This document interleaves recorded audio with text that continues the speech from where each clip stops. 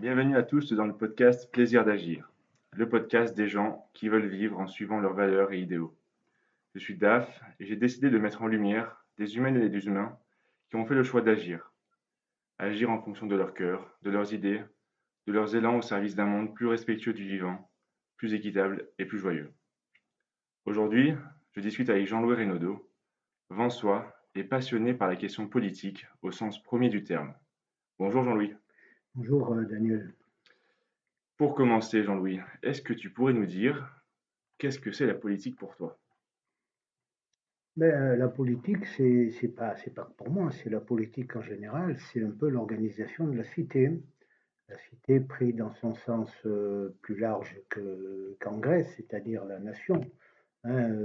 Toute chose qui se passe dans notre pays a, comment dirais-je, pas une incidence politique, mais plutôt une genèse politique. On fait de la politique tous les jours, comme Jourdain faisait de la prose, sans le savoir.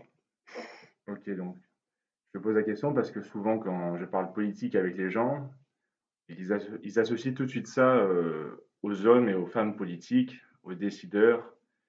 Comment tu te positionnes toi par rapport à ça?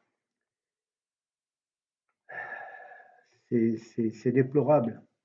C'est déplorable. La politique n'est pas la propriété de quelques personnes qui ont été candidats, qui se sont fait élire et qui se prennent pour nos maîtres. Donc voilà, la politique, ça appartient à tout le monde et c'est un peu ce que je déplore. Les gens ne s'en occupent pas et bon, une fois qu'ils ont mis leur bulletin dans l'urne pendant 5 ans, 6 ans, je ne sais pas combien, ben, ils sont tranquilles et puis ils ne sont pas contents, mais de toute façon, ils recommencent. Ok. Alors Jean-Louis, depuis que je te côtoie, je t'entends souvent parler de l'envie d'élever la conscience politique des citoyens et citoyennes. J'aimerais qu'on commence par parler de ça aujourd'hui. Est-ce que tu peux nous dire en quoi il y a quelque chose à élever selon toi?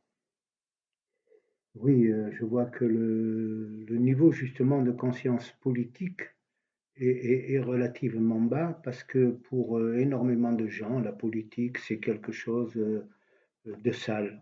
C'est assimilé à justement nos élus qui bon, ne tiennent pas les promesses qu'ils font, racontent un peu n'importe quoi, changent d'idées comme de chemise. Donc la politique, bon, ça les intéresse pas. Je prends même au niveau national, les élections, il y a un nombre important de gens qui s'abstiennent. Et on peut concevoir, notamment après 2005, quand les gens ont voté contre l'organisation du traité de l'Union européenne constitutionnelle, bon, ben, les gens ont voté non et l'Assemblée nationale qui représente le peuple, ben, elle, 2 ans après, elle a voté oui. Donc ils se sont fait un peu avoir et je pense que ça a apporté un coup important au fait que les gens ne s'intéressent plus à la politique. Ils pensent que de toute façon, bon, les dés sont jetés et puis voilà, bon, on va se débrouiller chacun dans son petit coin pour tirer son épingle du jeu. Ok, donc ce que j'entends, c'est qu'il y a comme un désintérêt de la part des gens pour la question politique et qu'ils ne regardent plus leur vie à travers ce prisme-là. Ils le regardent seulement à travers comment eux, ils peuvent vivre mieux tous les jours à partir des éléments qu'ils ont, mais sans penser leur vie dans un regard politique global. Est-ce que c'est ça? C'est exact, ça manque de hauteur de vue, ça manque de projets à long terme, ça manque d'incidence de nos actions, de leurs actions sur leur vie, parce qu'il y a comment dirais-je, il y a une conséquence hein, quand n'importe quel geste peut être assimilé à une action politique et qui est, si elle n'est pas réfléchie, qui peut être désastreuse. Je pense notamment bon, à l'acquisition de tas de trucs qui servent à rien. Et voilà, il faudrait que les gens prennent un petit peu conscience plus que la politique, ça les intéresse et que si ça les intéresse, ils ont une action pour modifier leur vie future.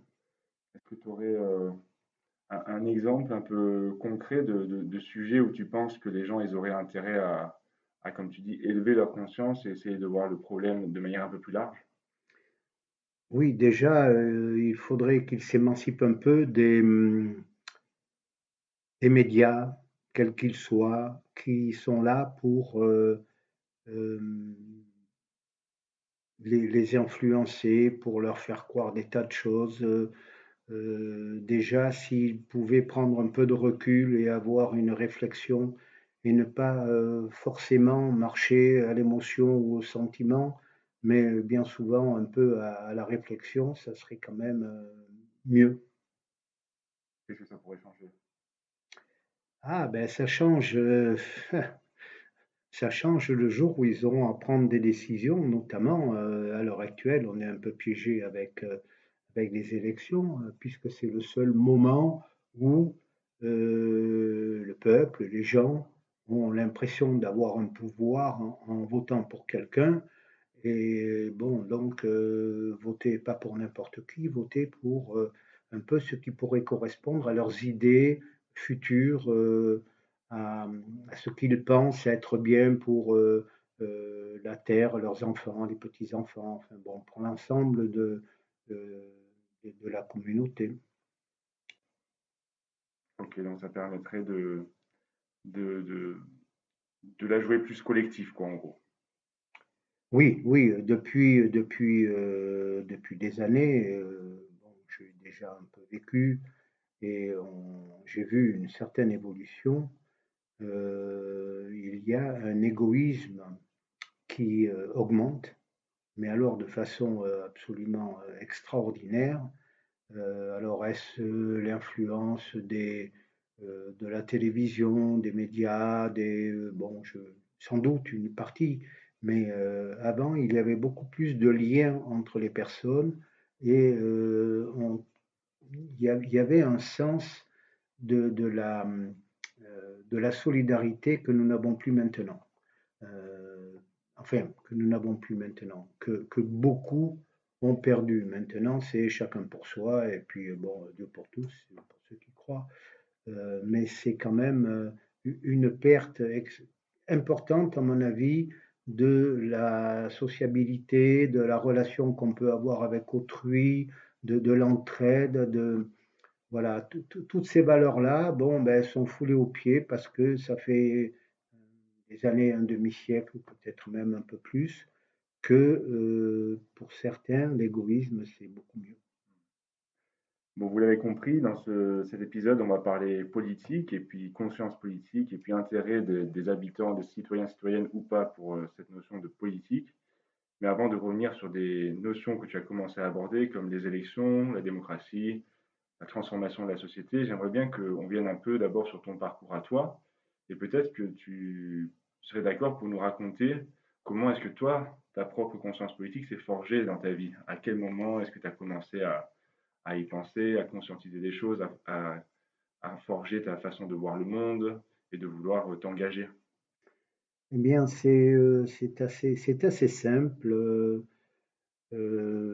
Étudiant, lycéen, enfin lycéen, étudiant, je m'intéressais absolument pas à la politique et j'avais simplement quelques notions que mon père, comme ça, au hasard des discussions, pouvait me transmettre.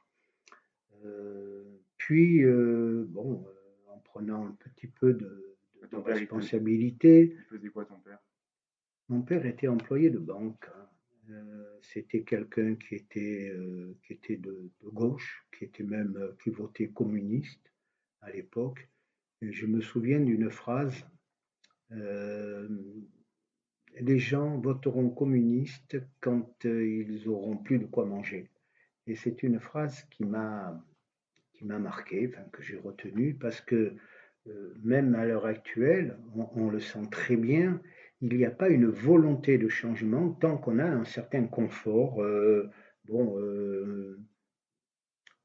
momentané, actuel. Bon, on va au supermarché, on prend la voiture. Bon, c'est vrai qu'on nous parle un peu du dérèglement climatique, peut-être que la sixième extinction sera... Mais bon, tout ça c'est loin. Tant qu'on peut vivre un peu et avoir ces petits plaisirs, on fait fi de tout le reste. Donc la politique, ça ne les intéressera que le jour où réellement ils prendront conscience que il y a des événements graves qui se profilent à un horizon relativement proche. Donc, tu nous racontes que ton père, il t'a transmis un peu cette réflexion. Ça a créé chez toi en tant que jeune homme qui était en train de grandir? Bien, moi, c'était un son de cloche, pour ainsi dire. Excuse-moi, papa, mais bon, après, au lycée, j'ai continué un peu quelques études et à l'âge de, j'avais combien? J'avais 25, 26 ans, j'ai commencé à m'intéresser un petit peu à justement l'organisation de la cité, un petit peu donc à cette politique. Tu te Et souviendrais s'il y a quelque chose de particulier qui t'a donné envie de t'y intéresser à cette époque? oui, oui, il y a eu des luttes emblématiques. Je pense au LIP. Bon, mais ça c'est vieux, hein. Tu peux nous en dire peut-être deux mots, hein, parce que c'est vrai que bah, je n'y étais pas. Oui, oui, oui. Les LIP, c'est simple. C'était une entreprise importante, hein, une des grandes entreprises horlogères. Et bon, à un moment donné, il y a eu peu comme partout, des rachats par les Suisses qui eux aussi étaient pas mauvais dans cette affaire-là. Et les ouvriers ont décidé de faire front contre cette acquisition et cette emprise étrangère. Et ils ont euh, planqué les stocks de montres dans différents endroits, chez eux, un peu partout, quoi. Et ils ont donc occupé l'usine et ils ont vendu les montres pour organiser un peu leur trésor de guerre et pour pouvoir faire leur grève de façon plus importante. Il y avait un certain Piaget et qui était un des syndicalistes là. Et donc c'est une chose qui m'a dit ben c'est pas mal ça un peu. Donc je me suis intéressé directement à ce qu'on pouvait déjà appeler un peu l'autogestion, hein, c'est-à-dire la prise par les salariés de l'outil de production qui était dans les mains d'un petit nombre de capitalistes. Et donc, à la suite de ça, je me suis rapproché d'un parti politique qui s'appelait le PSU. Bon, là encore, hein, c'est vieux, c'était le Parti socialiste unifié, mais pour les plus jeunes, ils ont sûrement entendu parler de Michel Rocard, de Jean-Pierre Chevènement. C'était donc des chapeaux à plumes du PSU. Et donc j'ai commencé un petit peu à militer, à coller quelques affiches, hein, distribuer quelques tracts. Et C'est toi qui as fait la démarche d'aller vers eux pour dire je veux m'engager ou oui, oui, oui, tu les as oui. rencontrés quelque part Non, ou... non, non, non, c'est moi qui ai décidé de me rapprocher un peu donc de ce groupuscule, puisqu'à l'époque, bon, ça allait pas chercher bien loin, mais il y avait une idée derrière ce parti, bon, qui a été abandonné quand ils ont été bouffés par les socialistes, mais ça m'a permis de travailler sur l'autogestion. J'ai même d'ailleurs fait un voyage initiatique en Yougoslavie, chez Tito, où ça se pratiquait pas mal. J'ai donc étudié dans différentes entreprises comment ça fonctionnait. Et bon, ça a été un peu une révélation pour moi. Et depuis, ça fait 60 ans, et depuis, je n'ai pas changé d'idée. Et on voit en France, là, depuis quelque temps, se développer les SCOP, hein, bon, les sociétés coopératives ouvrières de production, etc., qui fonctionnent pas mal. Et donc, ça conforte dans mon idée que c'est une solution à énormément de problèmes. Ok, alors là tu parles de comment on organise la production dans une entreprise. C'est vrai que la plupart des gens, on a plutôt l'habitude d'avoir un patron ou une patronne, puis des employés qui ont de moins en moins de pouvoir quand on descend dans la hiérarchie, qui sont de plus en plus subordonnés aux ordres de ce qu'il y a au-dessus, avec aussi la richesse produite qui va majoritairement dans les caisses des personnes qui détiennent l'entreprise. Alors, ça m'intéresserait de savoir quels étaient les principes, les éthiques, les valeurs qui, toi, t'ont touché, qui t'ont marqué dans ces expériences que tu as vues en Yougoslavie et qui font écho au scope, et des différences notamment, est-ce qu'on peut connaître? Et bah, du coup, voilà, qu'est-ce qui t'a inspiré finalement? Inspire-nous. Oui, déjà la prise de décision par les salariés, qui étaient salariés, mais qui étaient en même temps patrons, hein, bon, dans le sens où on entend à l'heure actuelle. Donc, c'est eux qui prenaient les décisions. Alors, est-ce que si on fait des bénéfices, on distribue ou est-ce qu'on investit? Est-ce que cette production, on la pousse ou on ne la pousse pas? Donc, il y avait des comités, des gens qui se réunissaient, bien entendu, et qui choisissaient un peu leur patron, enfin leur patron, la personne qui était un peu là-haut et qui manageait tout ça. Leur président, on pourrait dire. Voilà un peu leur PDG en quelque sorte, pour faire un parallèle. Et cette prise de décision, pour moi, de la part des gens qui travaillent dans cette entreprise, c'était la représentation démocratique, mais réellement démocratique, de ce qu'on pourrait faire à un échelon beaucoup plus large que l'entreprise. C'était des entreprises où il y avait combien de personnes? Eh bien, alors c'était des PME, disons, hein. Je me souviens, il y avait un chantier naval euh, qui fabriquait des bateaux avec des moteurs Renault. Enfin, bon, je me souviens un petit peu de tout ça. Et donc, l'entreprise, c'est pas des grosses entreprises, hein. À l'époque, là-bas en Yougoslavie, bon, c'était plutôt des petits industriels, mais bon, PME, quoi. Voilà, si on veut faire un parallèle avec ce qui se passe à l'heure actuelle. Une cinquantaine de salariés, un truc comme ça. Non, peut-être moins, peut-être moins. Le nombre, d'ailleurs, n'a rien à voir avec avec le principe, hein, que ce soit 100 salariés ou qu'il y en ait 10, si ils ont des structures qui leur permettent de prendre des décisions en commun pour l'intérêt, non pas général, mais pour l'intérêt commun de leur entreprise, bon, ben, c'est bon, hein, c'est le principe. Donc là, tu as sous-tendu une différence entre l'intérêt général et l'intérêt commun. Est-ce que tu veux bien nous en dire plus? Oui, l'intérêt général, on parle que de ça, hein, on dit toujours l'intérêt général. Mais l'intérêt général, ça peut pas exister. Euh, J'explique. Dans une entreprise, il y a des salariés et puis il y a un patron. A priori, ils ont des intérêts qui sont opposés. Donc, quand on parle d'intérêt général, c'est l'intérêt de qui? Du patron ou des salariés? Or, pour moi, l'intérêt commun, c'est justement dans une communauté où ah, comment, comment expliquer ça? Où, quel que soit le niveau où les gens sont, je parle de niveau intellectuel, professionnel, n'importe quoi, ils ont un intérêt commun. Je prends bon, un exemple qui est facile, là, à l'heure actuelle, avec le réchauffement climatique, on pourrait parler effectivement d'intérêt commun pour la gestion de l'eau, pour bon, les pesticides, les machins comme ça, et non pas d'intérêt général. L'intérêt général, c'est ce que prônent les gouvernements pour nous faire croire que quand ils font quelque chose, c'est pour le bien de tous. Et donc, ce que j'ai l'impression de percevoir dans ce que tu racontes, c'est que l'intérêt général, ça serait dans une vision où il y en a qui ont plus que d'autres.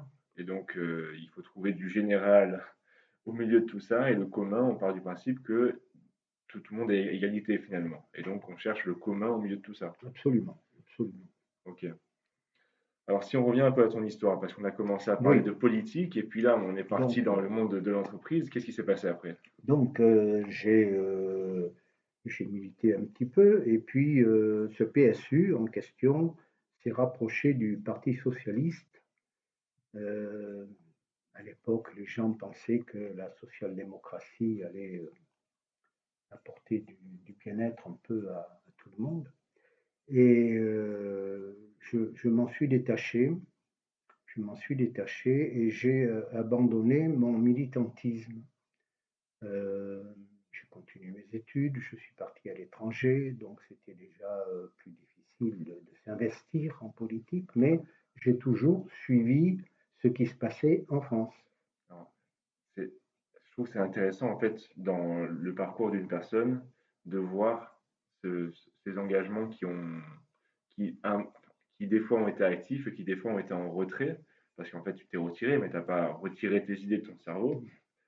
Mais du coup, peut-être ça peut être intéressant de s'arrêter une seconde sur qu'est-ce qui a fait concrètement, toi, à quel moment dans ta vie tu t'es dit, bon ben là, je me retire pour l'instant du jeu, quoi.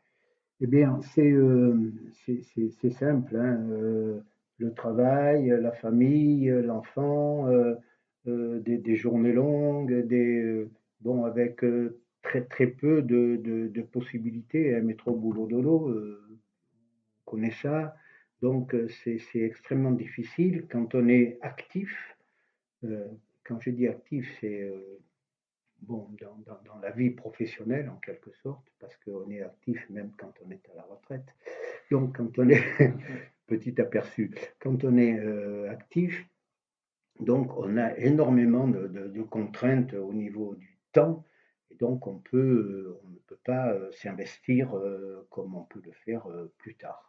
Donc, je m'intéressais, je suivais la politique, bien entendu, mais de loin, disons, avec cet avantage d'avoir du recul, de ne pas être en prise directe et d'avoir plus, de laisser les émotions et les sentiments, j'en parlais tout à l'heure, et de laisser la place au raisonnement et à la réflexion. Hmm. Et donc, tu es Alors, parti à l'étranger. je suis parti à l'étranger, donc bon, ça ne m'a pas empêché effectivement d'avoir mes idées. Euh, et Est-ce que tu as eu l'occasion dans toute ta carrière active, du coup, de toucher de près ou de loin les idéaux autogestionnaires que tu avais pu voir? non, non. Ce qui m'a convaincu que j'étais dans la bonne voie, c'est justement l'emprise, l'emprise du système capitaliste sur les ouvriers, les employés, bon, n'importe quoi, hein, c'est sur les travailleurs en quelque sorte. Donc, j'ai pu voir, j'étais quand même dans des entreprises, j'avais un certain niveau, disons, de responsabilité, donc j'étais à même de pouvoir juger les décisions que prenaient des fois les patrons, que je trouvais bien souvent absurdes et contraires à ce qu'il aurait fallu faire, sans avoir la possibilité d'aller contre. Donc, ça me confortait dans l'idée que la, la, l'idée, l'idée que se font les gens qui travaillent sur le tas, c'est bien souvent meilleur que ceux qui sont là-haut, qui n'ont aucun contact avec la réalité du travail et qui s'occupent simplement de finances, bon, voilà. On est passé, j'ai vu dans ma carrière en quelque sorte, euh, petite anecdote, euh, au départ, les patrons d'entreprise étaient des ingénieurs parce il fallait créer, il fallait produire. Puis petit à petit, une fois que la production a été maîtrisée, on a vu les commerciaux prendre le pas sur les ingénieurs. Il n'était plus question de fabriquer, il était question de vendre. Puis petit à petit, on a vu les financiers prendre le pas sur les commerciaux. Parce que le commerce, bon, on savait comment ça se passait, mais maintenant, il fallait gérer les sous-sous. Donc, c'était les financiers qui avaient la mainmise. Et c'est d'ailleurs encore le cas actuellement. Et les Hmm. décisions, on le voit, bon, de partout, les décisions prises par les financiers n'ont absolument aucun rapport avec l'entreprise, avec le personnel, avec la production, avec tout ça. C'est effrayant. C'est effrayant. Donc, si j'essaie de résumer ta pensée là, c'est au début, c'était des gens du terrain qui connaissaient le cœur de métier, qui étaient aux décisions stratégiques, etc. Et au fur et à mesure, c'était plutôt des gens éloignés de l'activité, mais qui avaient des connaissances plus techniques sur tout ce qui était autour de l'argent ou du commerce, qui se sont retrouvés aux manettes. Absolument. J'ai très envie, enfin, je vois tout à fait le parallèle avec le monde politique, qui serait une invitation au début à ce que ce soit les gens de tous les gens, quoi, N'importe qui, n'importe oui. qui puisse se retrouver à un moment donné à prendre une décision pour l'intérêt commun. Et au final, c'est aujourd'hui, le constat, c'est que les décideuses politiques sont plutôt issus des grandes écoles, et parfois même pas des écoles de Des droit banques. public, mais des banques, ouais. Des banques. Voilà. Ça a été une transformation générale et bon, maintenant on en est là. Alors, bon, je continue donc. Une fois, me suis une petite anecdote quand même intéressante. J'ai voté en 74 au présidentiel. J'ai voté pour René Dumont, un illustre inconnu, avec son pull au vert rouge et son verre d'eau. C'était un des premiers écolos.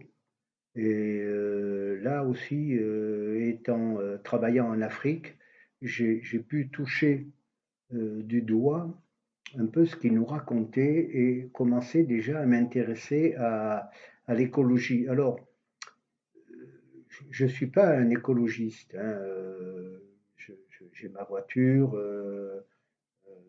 je mange n'importe quoi. Bon, voilà. Donc, j'ai pas, je fais très docilement mon tri entre le carton et les verres. Je sais que ça sert peut-être pas à grand chose, mais enfin, je suis un peu discipliné. Mais ce que je vois dans l'écologie, c'est que c'est des idées qui sont à l'opposé, justement, de nos dirigeants et de nos patrons à l'heure actuelle, qui n'ont aucune, mais alors vraiment aucune notion de ce que ça peut, de ce que ça peut admettre, hein, dans le futur. Et même s'ils ont une notion, ils s'en foutent, c'est pas leur problème. Le problème, c'est le pognon. Donc voilà, on en est là. Donc, petit aparté, Ouais. René Dumont, qui avait fait, je ne sais pas moi, 0,1% ou quelque chose comme ça, quoi. Et j'ai continué donc mon travail là-bas dans différents pays africains, où j'ai côtoyé d'autres personnes que celles auxquelles on a l'habitude de côtoyer ici en France, avec des idées différentes, avec des façons de voir différentes, et ça enrichit comment dirais-je, la conscience politique, hein, de la personne. Donc, Par exemple, qu'est-ce qui t'a, eh bien, j'ai travaillé en Afrique, j'ai vu des Africains extraordinaires. J'ai vu des gens qui étaient extrêmement intelligents, j'ai vu des gens qui avaient une façon de voir la vie, de voir les autres, qui était différente de la nôtre. tu aurais un exemple de choses différentes comme ça qui t'a été transmis à cette époque?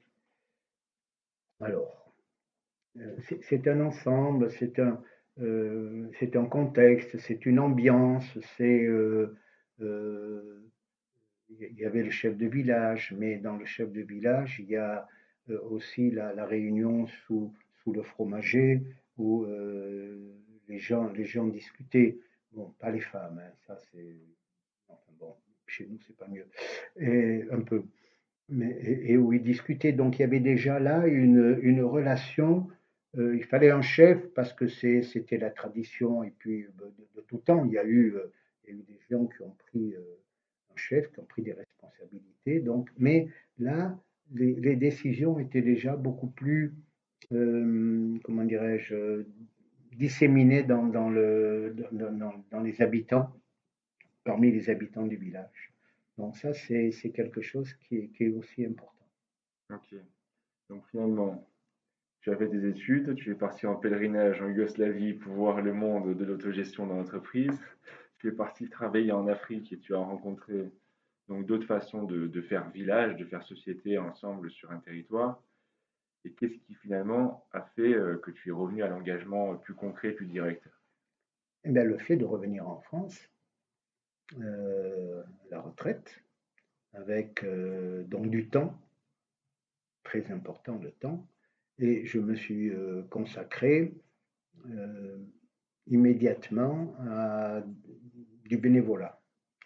Alors bon, je fais partie d'ailleurs d'associations encore à l'heure actuelle. J'ai fait les Restos du Cœur pendant des années.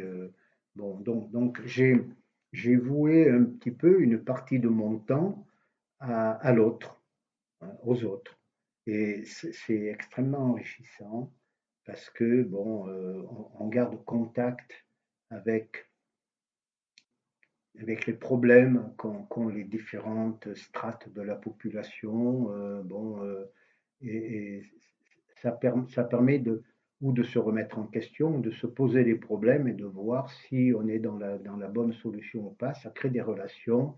Et bon, c'est beaucoup mieux de discuter avec des amis quand on fait des réunions ou quand on fait des travaux pour ces associations que de rester planté devant sa télévision là, et écouter des fake news. Là, j'ai bien envie d'essayer d'aller tirer un peu les petites histoires dans les grandes. Et c'est vrai qu'on entend tous parler des Restos du Cœur, mais on est peut-être très peu de personnes à soit avoir été, enfin malheureusement de plus en plus, mais peut-être qu'il n'y a pas beaucoup de personnes qui ont écouté ce podcast qui ont été bénéficiaires ou qui ont eu l'occasion d'être bénévoles au sein des Restos du Cœur.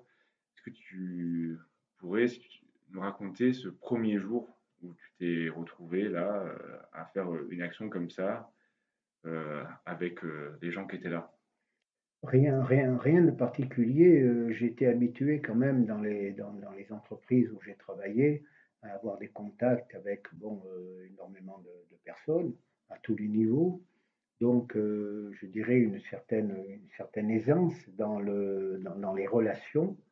Et bon, quand on s'est trouvé confronté donc à ce problème-là, bon, ben, on a fait en sorte d'avoir comment dirais-je, d'avoir une empathie, parce que si tu as pas ça, tu fais pas, hein, et d'organiser, de voir ce qu'on peut améliorer. Donc, il y a eu des évolutions d'ailleurs au niveau du Resto du Cœur pendant les 10 ou 11 années où j'étais bénévole, et des évolutions pas forcément toujours bien prises, mais enfin bon. Et, et donc, ce contact, c'est toujours enrichissant. Ça te permet d'avoir les pieds sur terre et de ne pas partir dans des élucubrations bon, idéologiques ou n'importe quoi. Le, le, le, le terrain c'est quand même c'est très bien. Le terrain. Je reviens à mon autogestion, le terrain, c'est bien. Hmm. Ok, Jean-Louis. Bon, j'ai bien envie de revenir un peu plus près du présent. Toi et moi, pour la petite histoire, on s'est rencontrés lors des élections municipales de 2020 où on s'est retrouvés à faire une aventure de liste citoyenne participative ici à Vence. Entre tout ce que tu nous as raconté et cette expérience où on s'est rencontrés, qu'est-ce qui t'a ramené finalement sur le terrain plus politique, on va dire, au niveau société? euh, Qu'est-ce qui a fait que tu t'es dit, allez, maintenant, je retourne dans l'espace public pour faire politique au niveau de mon territoire ou au niveau national, ou etc. La, l'implication dans la vie publique euh, et l'influence qu'on peut avoir ne se fait pas tout seul. Je me souviens, c'était en 2018, sur la place du Grand Jardin, j'avais fabriqué des tracts que j'ai distribués qui parlaient des élections, de l'abstention, bon, déjà de tout ça. Et bon, j'avais distribué à peu près 500 tracts et j'avais offert l'apéritif à ceux qui venaient à ma réunion. J'ai eu 3 personnes. Ça m'a pas coûté cher d'ailleurs, hein, bon. Mais j'ai quand même pris un coup derrière la tête.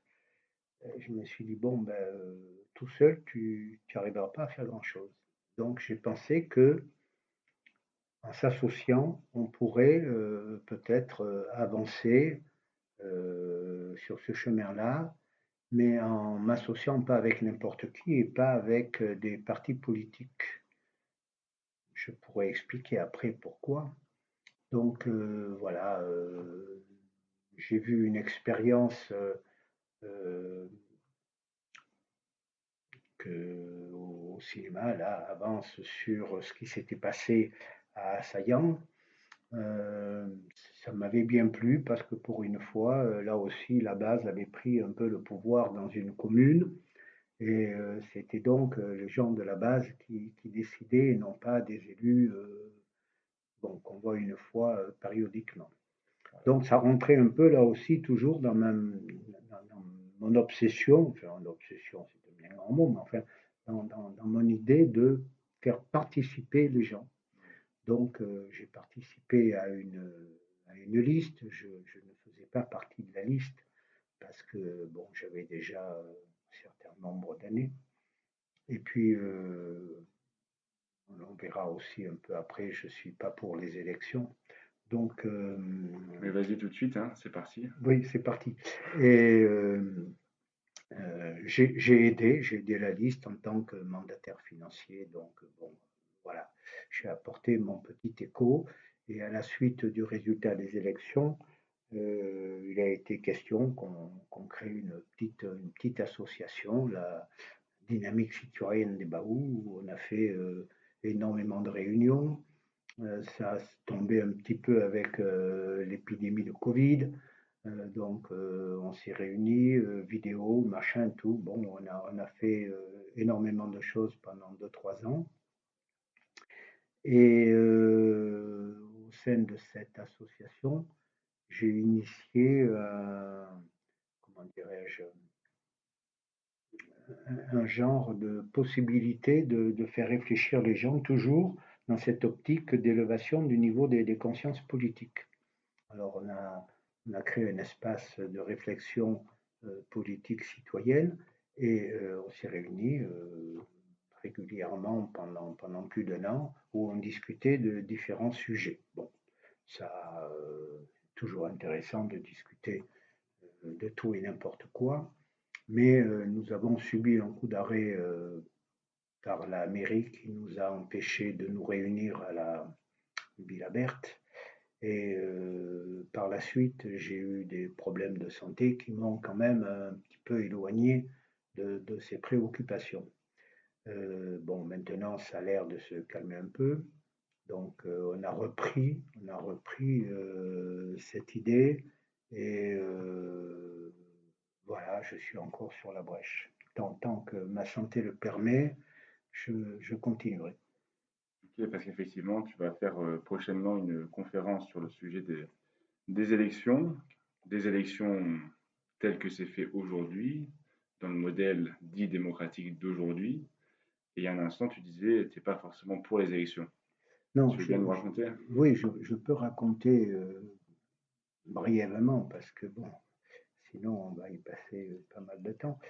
Cette idée de faire une conférence, là aussi, ça s'inclut toujours dans cette élévation de conscience politique, mais en même temps d'éducation un peu populaire, parce que on sent, on perçoit que dans la population, bon, on va voter, mais bon, on ne sait pas comment ça se passe, bon, on ne connaît pas les dessous, donc ça peut être intéressant de d'apporter cette information aux gens qui voudront bien venir. Et donc, j'ai basé le titre, le sujet de cette conférence, la relation qu'il peut y avoir entre les élections et la démocratie. Alors, la démocratie, dans son sens, je dirais, grec du terme, hein, c'est-à-dire bon, un peu le pouvoir du peuple et non pas la pseudo-démocratie que nous avons à l'heure actuelle, qui est une démocratie représentative où le peuple n'a pas droit à la parole. Le peu de pouvoir qu'il a, il le donne à un représentant qui, là-bas, à l'Assemblée nationale, va ne pas faire ce qu'il a promis parce qu'il va être sous la coupe d'un parti qui a décidé de faire autre chose que ce qu'il nous avait promis. Et que si il ne s'exécute pas, ben, il ne sera pas reconduit lors des prochaines élections. Or, comme tous ces gens élus en grande partie ont comme idée principale d'être réélus la prochaine fois, donc voilà un petit peu la version que j'ai pour les élections, en ce sens qu'il y a un certain nombre de conséquences à l'élection que je détaillerai d'ailleurs dans la conférence et qui, qui vont faire réfléchir les gens. Une petite réflexion soudaine. Dans tous les pays, quels que soient les régimes totalitaires, religieux, libéral, démocratiques, enfin, quel que soit le régime, dans tous les pays, il y a des élections. Alors on se demande pourquoi il y a un truc, mais c'est un truc extraordinaire, les élections, c'est magnifique. On arrive à faire dire aux gens ce que les élus vont bien vouloir dire. Donc déjà, il y a ça. Et deuxièmement, sous des, comment dirais-je, sous un regard démocratique, vous comprenez, vous avez droit à la parole, hein, vous mettez votre bulletin dans l'urne, donc nous sommes en démocratie. On n'entend que ça, la démocratie, la démocratie, la démocratie, et jamais la démocratie représentative, qui est une forme. Bon, pourquoi pas, hein, mais enfin, y a des modalités à la démocratie représentative. Et dans la conférence, justement, j'en parlerai pas, j'évoquerai simplement la possibilité d'y réfléchir. Hein. Euh, donc voilà. Donc là, tu dis l'élection, elle mène à ce que les gens ils veulent la place, le pouvoir finalement, et ils vont faire en sorte de pouvoir le garder la fois d'après, plutôt que de servir les intérêts de tout le monde. Et en même temps, tout à l'heure, au tout début de la discussion, tu parlais d'élections dans le cadre des entreprises autogérées en Yougoslavie. Alors, c'est quoi les différences? Non, je n'ai pas parlé d'élections dans les entreprises autogérées. J'ai parlé de prise de décision en commun entre euh, tous les niveaux des salariés qui sont de tous les niveaux des ouvriers employés qui sont dans l'entreprise. Alors, bien entendu, il y a à un moment donné, c'est toujours pareil, faut qu'il y ait quelqu'un qui ait la signature. Donc, il y avait une, je ne vais pas parler d'élection, il y avait le choix de quelqu'un qui, pendant un an, aurait la signature, et puis l'année suivante, il y aurait quelqu'un d'autre. S'il s'avère qu'il est intéressant, bon, on le proroge. Si bon, ben, il nous raconte des conneries, on ne le proroge pas. Donc voilà un petit peu ce genre de choses qu'on pourrait effectivement, quand on réfléchira un petit peu à autre chose que les élections, voir comment on peut agencer toute une série d'organisations au niveau de la vie politique. Ok. Cher Jean-Louis, on arrive tranquillement vers la fin de cette discussion. J'aimerais te demander, finalement, aujourd'hui, dans ta quête que tu mènes aujourd'hui, dans ton engagement, qu'est-ce qui est important pour toi aujourd'hui?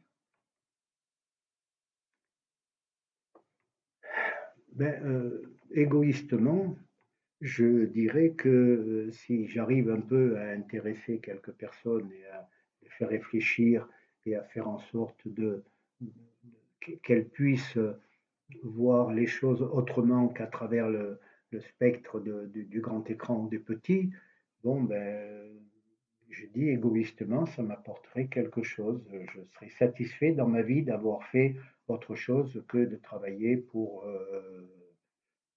faire un peu des bénéfices ou des pertes des fois aux entreprises où j'ai travaillé.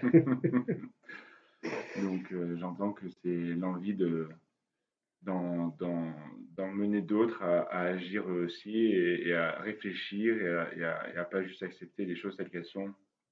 Voilà, la relation avec les autres permet d'être toujours en contact avec ce qui se passe réellement. Si tu restes chez toi à écrire, à regarder ou n'importe quoi, tu arrives à perdre. D'ailleurs, on le voit au niveau des politiques à un certain niveau. Ils sont là-haut et puis bon, ils ne savent pas du tout ce qui se passe en dessous au niveau du terrain. Donc, c'est intéressant, là, je le redis, d'avoir des contacts avec les gens. C'est vrai que c'est un côté égoïste, hein, je le reconnais, mais ça apporte une satisfaction.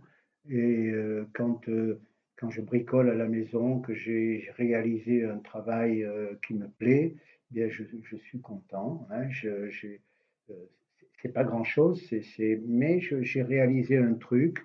Et puis là, c'est un petit peu la même chose, quoi. Si je peux faire en sorte que mon prochain soit, et je ne vais pas dire un peu moins bête, c'est pas ça le terme, mais soit un peu plus conscient de ce qui l'entoure, ben, ma foi, j'aurais fait quelque chose.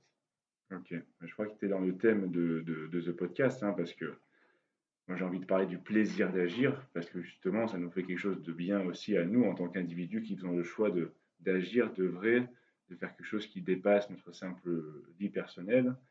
Et c'est pas juste quelque chose qu'on fait au monde ou aux autres, on le fait aussi pour soi parce que ça vient apporter de la satisfaction, du contentement et tout ce que tu as pu exprimer.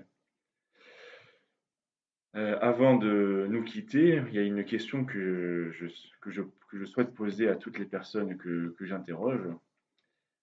Ça serait quoi la petite et simple action que tu pourrais proposer aux gens qui nous écoutent et qui sont touchés par cette question de la politique, de la conscience politique? C'est quoi, voilà, un truc simple que ces personnes pourraient mettre en place dans leur vie et qui irait dans le sens de ce que toi tu trouves important? Toute simple, ouais, c'est facile à dire. Toute simple. C'est pas simple. C'est pas simple, pas du tout. Il faut, euh, qu'est-ce que, un mot, on va essayer d'être simple. Essayez de vous détacher de tout ce que on vous dit, quel que soit le média, l'interlocuteur, le journal, le livre, n'importe quoi. Essayez de vous détacher et de réfléchir à ce que vous venez d'entendre ou à ce que vous venez de lire. Réfléchissez. Faites agir les neurones que vous avez, s'il vous en reste encore quelques-uns, comme les miens là, qui partent à vitesse grand V. Euh, Réfléchissez. Voilà, je crois que ne vous laissez pas aller à des sentiments, à oui, il a un joli sourire, il a une belle cravate, à des émotions, oui, bon, non, non, non. Soyez rationnel, réfléchissez et vous verrez que les décisions sont et les idées sont plus faciles à formuler et les décisions à prendre. Très bien, je te remercie Jean-Louis pour ce temps d'échange. Si ce numéro de podcast sort avant la conférence, eh ben donc, vous pouvez retrouver Jean-Louis le 23 mai à 19 heures. Nous sommes en 2025. Le 23 mai à 19 heures au Bonjour, place Frédéric Mistral avance.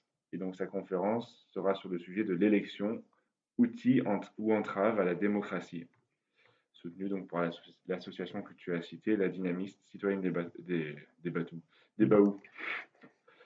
Tu veux dire un dernier mot? Oui, merci Daniel. Bah, écoute, avec plaisir. Voilà, bah, c'est tout. Jusqu'à la prochaine fois. Je vous souhaite beaucoup de plaisir dans vos engagements pour vous et pour le monde. Que les engagements soient réels, concrets ou simplement dans vos esprits, c'est déjà un grand pas. À très bientôt. Quand tu es contraint de faire quelque chose de façon alimentaire, que ça te fasse plaisir ou pas, tu le fais. Moi, j'ai eu la chance d'avoir un métier complètement aberrant. Je suis parti de la comptabilité. C'est vraiment un truc que bon, personne n'a envie de faire. Hein. Et en m'élevant un peu dans cette technique, j'ai réalisé des choses qui m'ont réellement fait plaisir. Et j'ai pu apporter aux différentes entreprises où j'ai travaillé des solutions grâce à, comment dirais-je, à cette technique-là que je n'ai pas prise comme un travail, comme une torture, mais comme un plaisir de réaliser une œuvre comme un manuel ou comme un menuisier fait en meuble. Donc, dans ma vie professionnelle, j'ai pris plaisir à faire mon métier. Ça paraît un peu bizarre, mais j'ai pris plaisir à faire mon métier. Et euh, donc, si au-delà de ma vie professionnelle, je fais des choses, c'est pas contraint. Le bénévolat, ça lui paye, mais ça paye plus. Donc, si ça devait ne pas me faire plaisir, je ne le ferais pas. Donc voilà l'incidence. Et puis, il n'y a pas que le plaisir. Je crois que pour moi, l'utilité prime un peu sur le plaisir. Voilà, ça n'empêche. Hein, j'ai du plaisir à rencontrer les copains, à faire des trucs, à la limite à manifester, à discuter avec des gens. Donc on prend plaisir, mais avec derrière cette idée que ça va avoir une utilité. Je suis un peu trop terre à terre. La place n'est pas à la réflexion. Tu as le voisin qui brûle, tu vas pas te demander, tu vas pas commencer à t'asseoir et à réfléchir. Tu prends un jet d'eau, tu vas essayer de faire quelque chose. Bon, donc l'action spontanée, elle est bien souvent obligatoire. Mais à partir du moment où c'est une action qui ne demande pas une réaction immédiate, la réflexion permet de pas faire de conneries. Vous savez, les cow-boys, ils dégainent, ils tirent et puis ils réfléchissent après. Bon, c'est pas évidemment la bonne solution. Voilà. Et ouais, on a toutes les chances de se tromper. Je pense absolument, c'est le mot de la fin.